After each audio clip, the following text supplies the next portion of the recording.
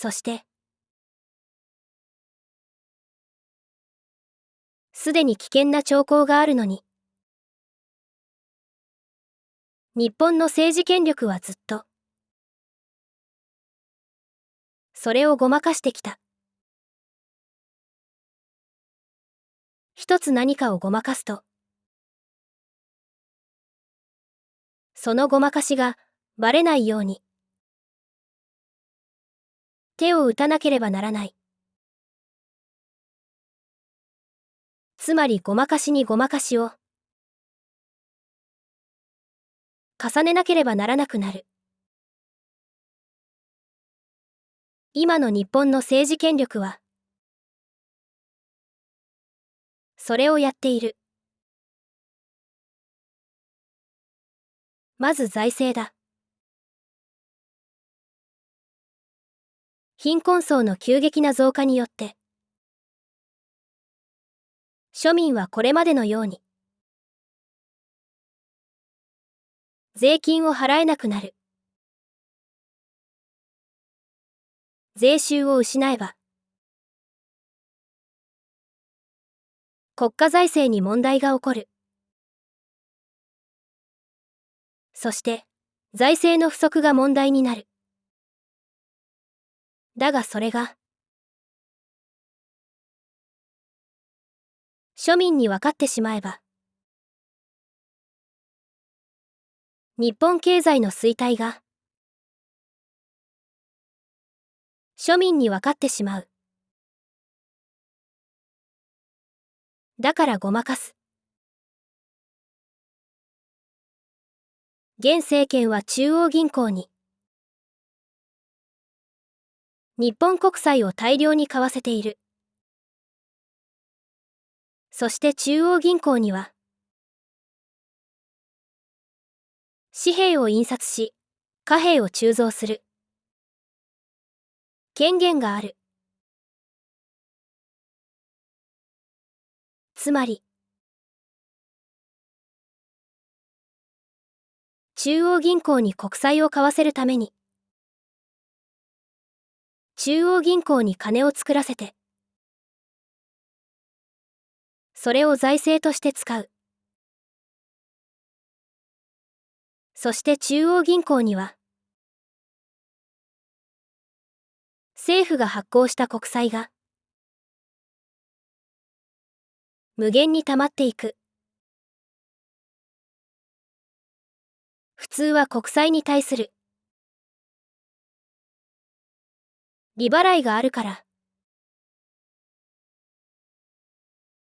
中央銀行に無限に国債が溜まっていったら、中央銀行に対する政府の利払いも無限に増えていく。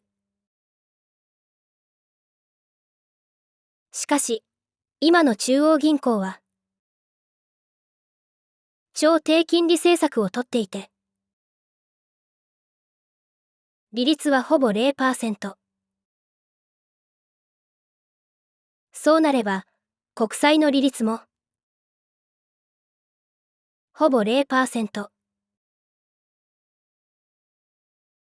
政府の国債の利払いは、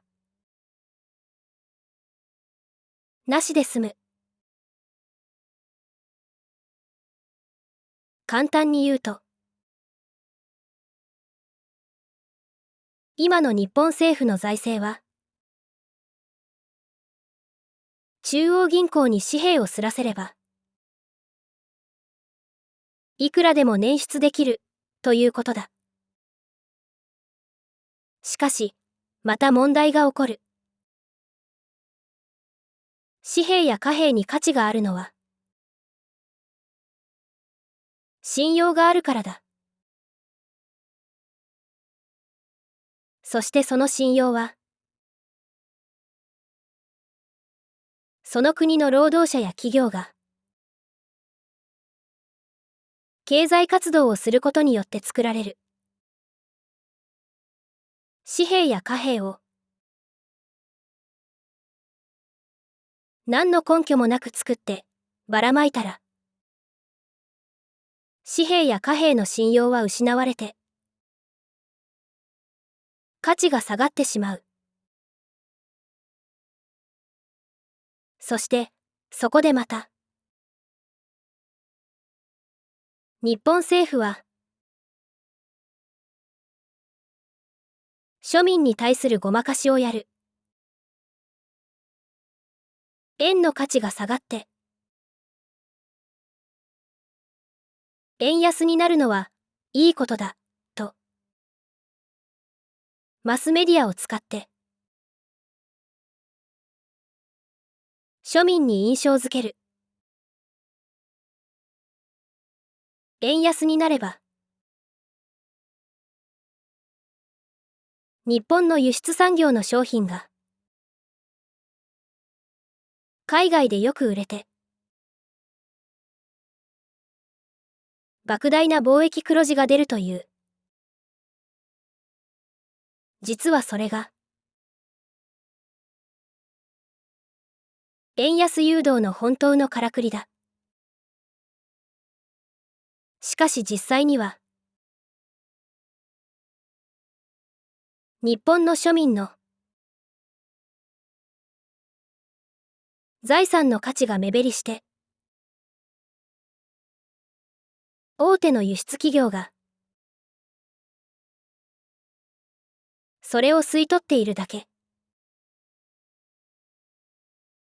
つまりただの利益誘導だ。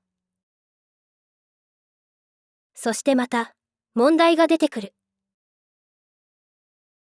いくら売上や利益が出ていても、ただ安売りしているだけの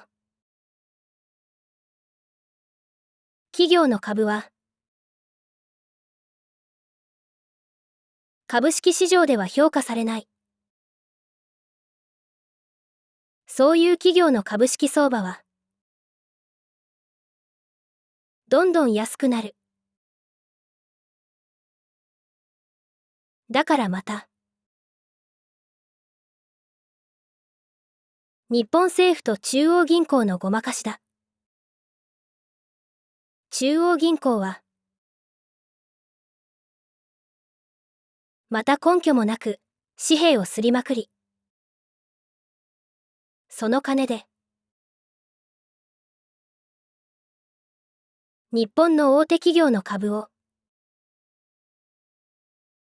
大量に買って値崩れを防ぐ。つまり日本の中央銀行が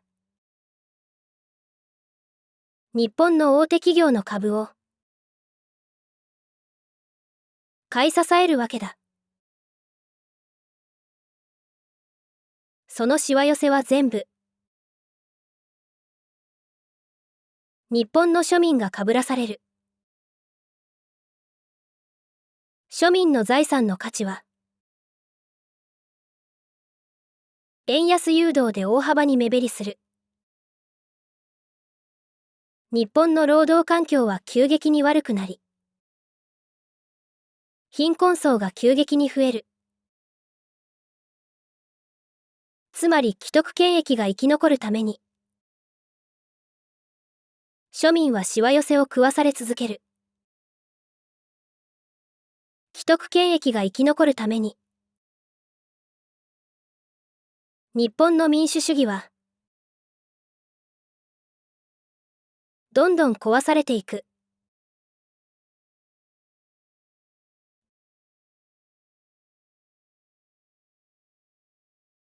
日本の言論の自由は脆弱だ。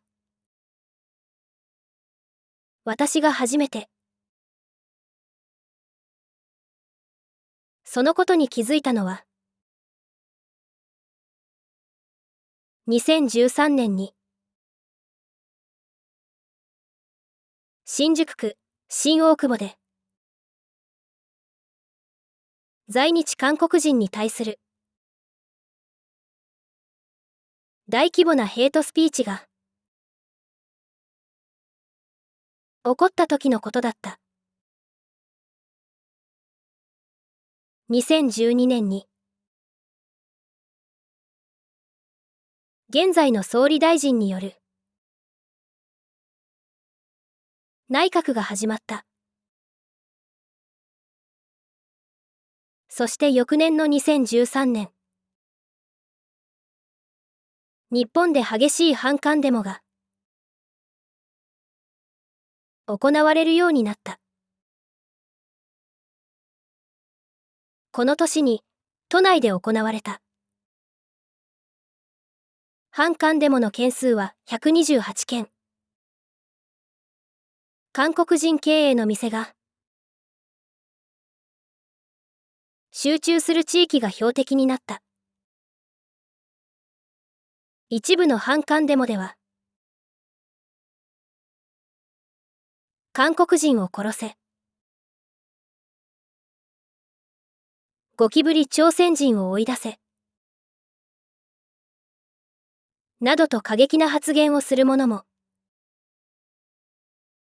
随分いたそうだ。2月17日には新大久保に約300人の参加者が集まり、デモ活動が行われた。これは2月になってから3回目のデモ活動で、このような活動の影響で、新大久保の在日韓国人が経営する商店に訪れる客が大幅に減ったと言われている。そして在日韓国、朝鮮人に対するいわゆるヘイトスピーチが大きな社会問題になった。これは明らかに私人による大掛かりな人権侵害だった。そしてこうしたヘイトスピーチを非難し、その法規制を求める声が国民から上がり出した。中には現地に赴いて直接反韓デモに対する抗議活動を行った国民も大勢いた。こんな大掛かりな人権侵害を日本国内で許してしまったら、日本は人権侵害が許される国になってしまう。多くの国民がそう気づいたからだ。しかし一方、マスメディアには言論の自由の観点から法規制ということには慎重な意見が多かった。そして政治権力の側からはヘイトスピーチは許されないと言いながらも、言論の自由を理由に法規制には消極的な声が聞こえてきた。日本のマスメディアや政治権力はヘイトスピーチに対する法規制に慎重な意見が法律家や憲法学者に少なくないのは、権力側が国民の側からの規制要求を帰化としてヘイトスピーチだけにとどまらない広範な規制をかけてきたり、その法規制を乱用して、権力にとって都合の悪い言論を規制するために利用することを危惧しているからだ。と言った。しかしその言い分は、こうも取れる。もし権力側がヘイトスピーチを規制すれば、権力側は国民の規制要求を帰化として、ヘイトスピーチだけにとどまらない。広範な規制を国民に対してかけたり、その法規制を乱用して、権力にとって都合の悪い国民の言論を規制するために利用する。これでは、国民の法規制要求に対する政治権力側の脅しになってしまう。実際、現在の政権与党筋からは、だったら、国会周辺で、反原発、などと叫ぶ集会やデモも、規制対象にすべきだ。などといった発言が、臆面もなく飛び出していた。それに以前から政府を批判したり、政府の政策に反対するビラを配っただけで、住居侵入だ、道路交通法違反だ、公務員法違反だなどと、理由をつけて言論の自由を規制している場合が、すでにあったと言われている。そして日本政府に対し、国連の人権委員会は、再三にわたり、こうした言論の自由への不合理な制限をやめるよう勧告していたと言われている。だが今も国連が日本政府に申告中であることは何も変わっていない。当時、有識者と言われるある男がこんなことを言っていた。政府が言論の自由を理由に規制を渋っている。その本音は容易に透けて見える。この発言を知ったとき、私は青くなった。有識者の言う透けて見えるものが一体何なのか考えたからだ。答えは実に簡単だが、ちょっと信じられないことだった。その時の日本の政治権力は、